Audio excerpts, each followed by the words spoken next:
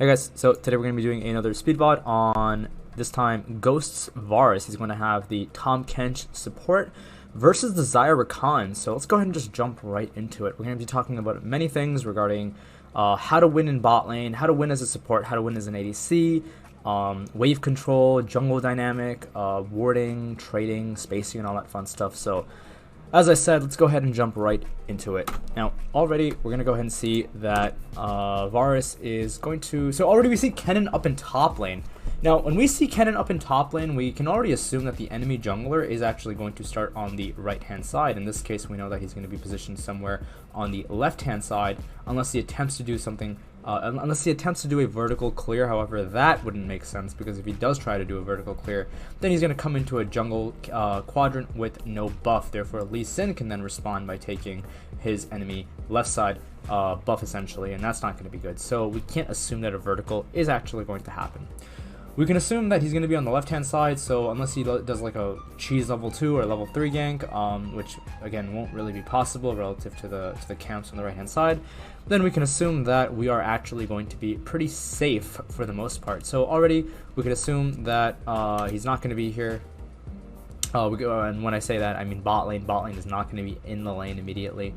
So now when bot lane is not actually in lane, we can see that we actually now have potential on the wave to do whatever we want with it, obviously, right? Because bot lane isn't present. We want to hit level 2. So if we want to hit level 2, then we should push the wave. But why are we not autoing the wave, you might ask?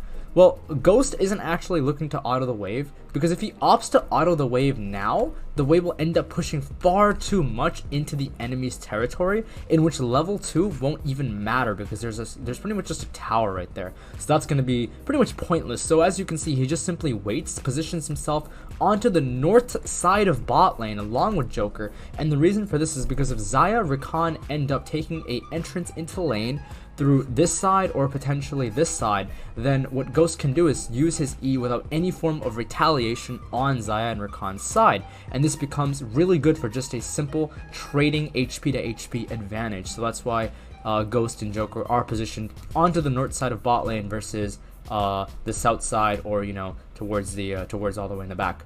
Again, you can do this on champions like Lucian. Lucian with his W can enter the lane like this, and I mean, again, we can use a different example. So if we were to say you were playing from red side and you were playing Lucian or Ezreal even, then you could walk here, and as most AD carries enter the lane through this location, you could simply throw a W without any retaliation from the enemy ADC, or if you're playing Ezreal, a Q is really something that you could also simply do. The same thing can work on champions like Ashe with her volley shot and the W. Again, can't be retaliated. So again, these opening pockets really powerful in order to just get a very simple HP advantage against the enemy. Yep, they both show. As you can see, Def knows that this is the potential opening that Ghost can take. So as you can see, he moves down onto the south side, and it's the same thing when you're against a champion like this who you know can actually range abuse you. You can enter the pocket you can enter the lane through the south side to simply avoid and then retain bush control. We see Rakan using an ability right off the bat, and we can see that Ghost and Joker should actually respond to this. However, Xayah Rakan level 1 and 2 is very powerful, so it doesn't actually end up happening, as we can see now that Xayah is essentially now hitting minions. But as you can see, there are more red minions than blue minions, because there are more blue minions than red minions, and because this is the case, we know that we're gonna get level 2 before her. So all Ghost wants to do is just stay 1 to 2 minions ahead of Deft, and eventually pressure him out of the lane through level 2. Yeah, so we're just autoing.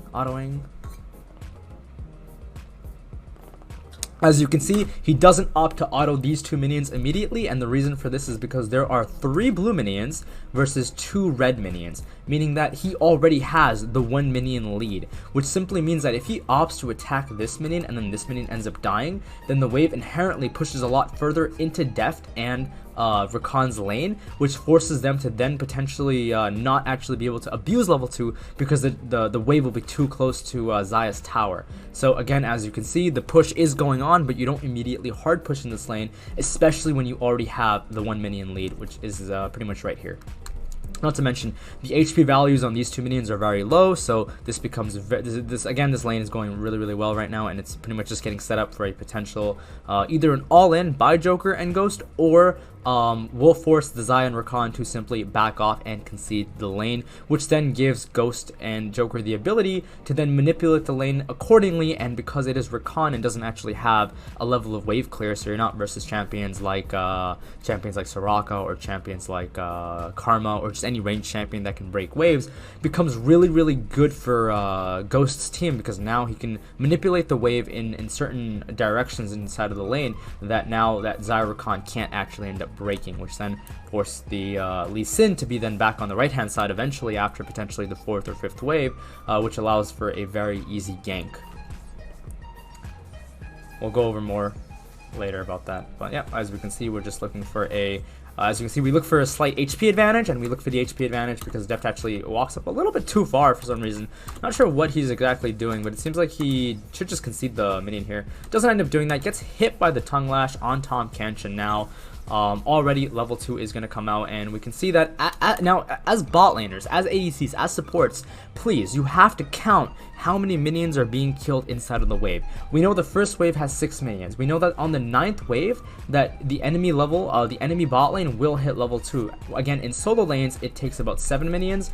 In duo lanes it takes 9 minions, because the XP is being essentially split between 2 champions. So now once the 9th minion is right about to die, you should just back off, or you should even back off on the 8th minion, because eventually once the 8th minion is low and the 9th minion is potentially half HP, the enemy bot lane can already start moving up. And as you can see, this is exactly what's happening, where Ghost, he is essentially just very, like, maybe 10%, maybe like 5% away from level 2, and he knows that this minion is low, so his next move is to walk up, hit this minion, and then Deft along with so I'm gonna call them Xayah and Rakan from now on.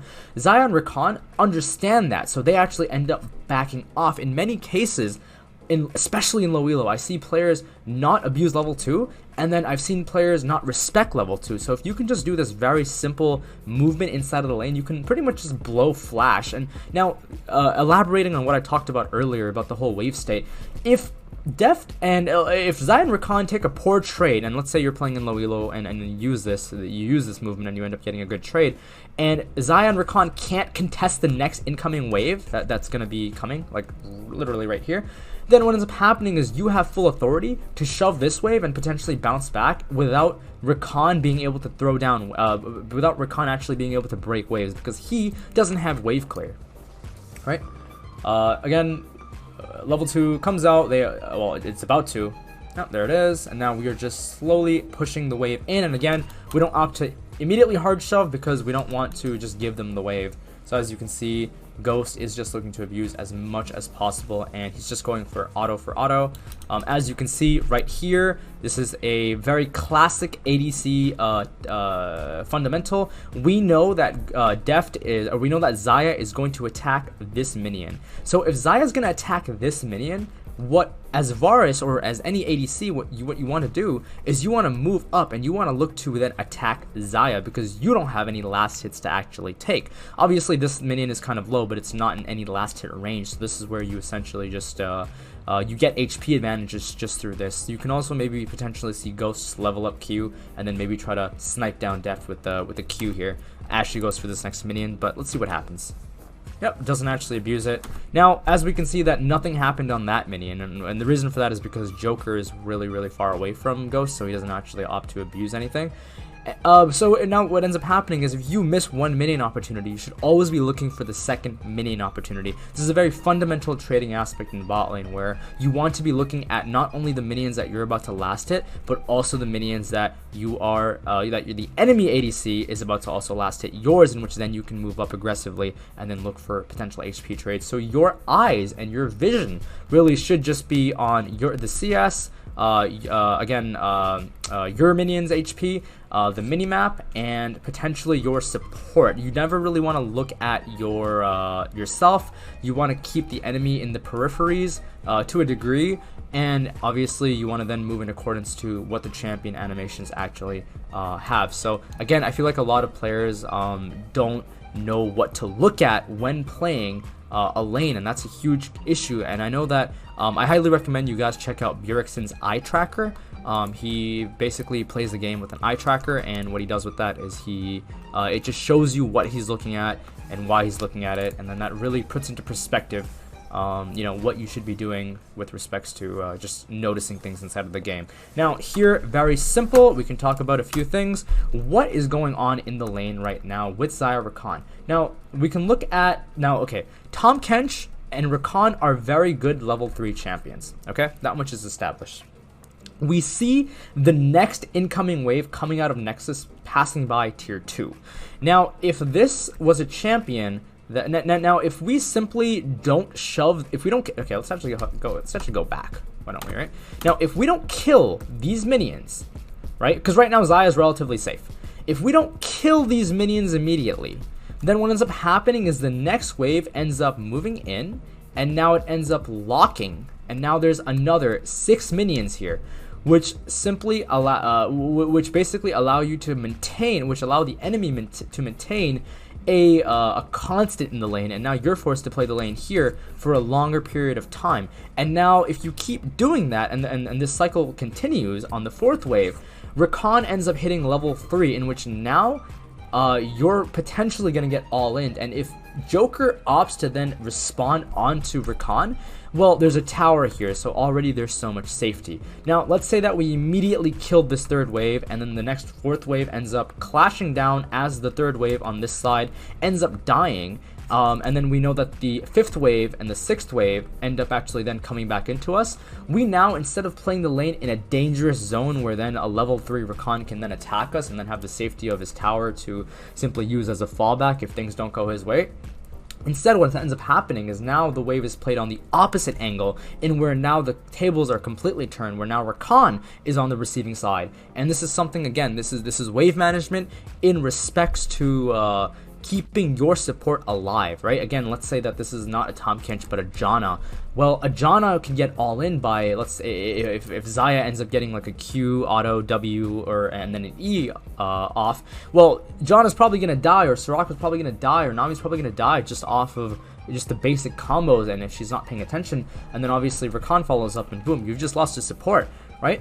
But if you manage the wave accordingly, then your support actually ends up living as well, right? And this is something to avoid.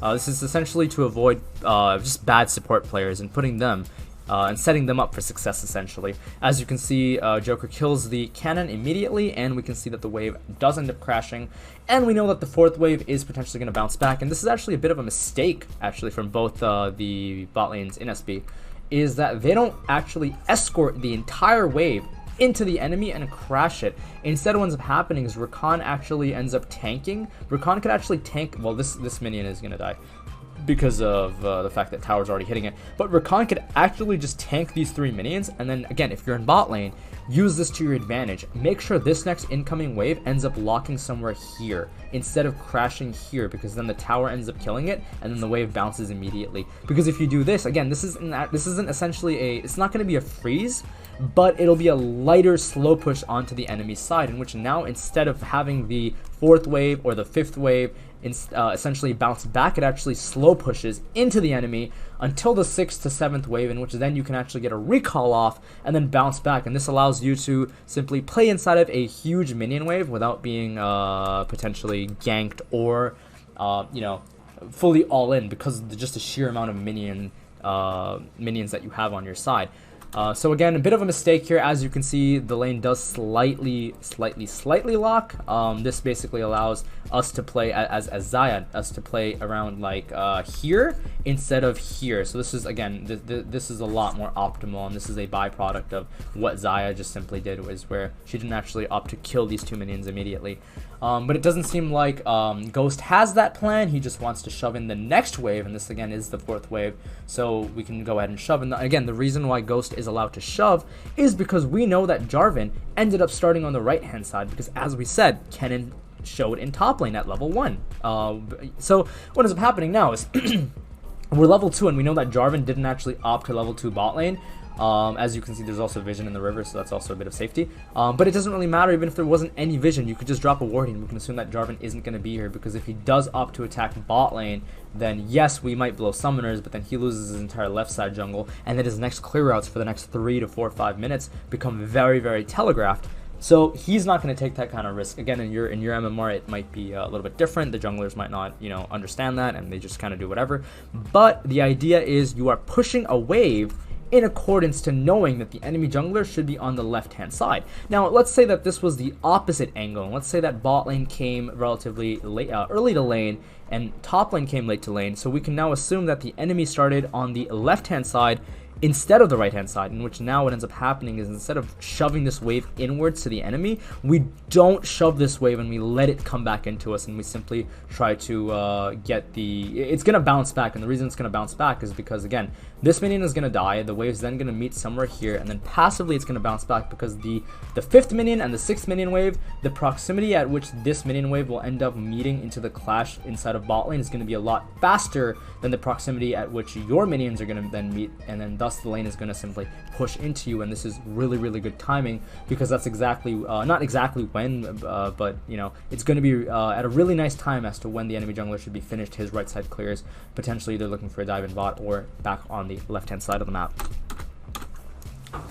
But again, we shove because we know where the jungler is, and that's why, again, we're just using minion wave management to our advantage. We're spacing. He could be spacing and trading a little bit better, but it doesn't really matter too much. It's still working out, and here we're just opting to shove the lane in. And now if you're Xayah is just simply matching wave clear, so I'm going to go ahead and say that they might have actually made a slight mistake in the sense where now they're trying to kill the minion wave, but they're playing the wave in a very awkward zone where, yes, Tahm Kench is level 3, but it's a lot more scarier for Ghost now. It doesn't seem like it's happening. It seems like the wave is just bouncing back. And, yep, just trading. Just trades going off. And again, this is the byproduct of us not bouncing immediately and us actually opting to shove the next wave, but that's what Ghost decided to do. But he has teleport, so we also do want to be aware of the advantage that we have with teleport. And now, when the wave comes in like this, we see Lee Sin on the right-hand side. So immediately what we're thinking is, okay, I got my next minion wave incoming right here, right? So my next minion wave is right here. We know that this wave is moving inwards. We know that this wave is going to lock right here. There are 4 red minions versus 6 blues, along with another 6 red minions moving in to simply reinforce the wave, in which now this wave actually ends up locking. We know that our Lee Sin is over on the right hand side, which seems to be the case. So what we're going to do is we're actually going to take right side pocket, force the enemy to then play on the left hand side of the pocket of the lane, in which then Lee Sin has a very nice opportunity to simply just gank the lane. And once again, we are level 3 on Tahm Kench. That means all-in potential is very high. And at this point, Xayah Rakan just want to ward and don't want to overextend. And at this point, if you're Xayah and Rakan, shove the wave, get the wave out of here, right? This is one of the reasons why you see Def just queuing the wave. He needs to shove this wave, but it's very hard for him to do that, because if he shoves the wave, he uses cooldowns. If he uses cooldowns and abilities, that gives Ghost the ability to, again, jump on Def. And then because we talked about it's a level 3 support who all-ins, it becomes a lot more difficult to just simply stay so far up in the lane without having the threat of just losing and dying at level 3.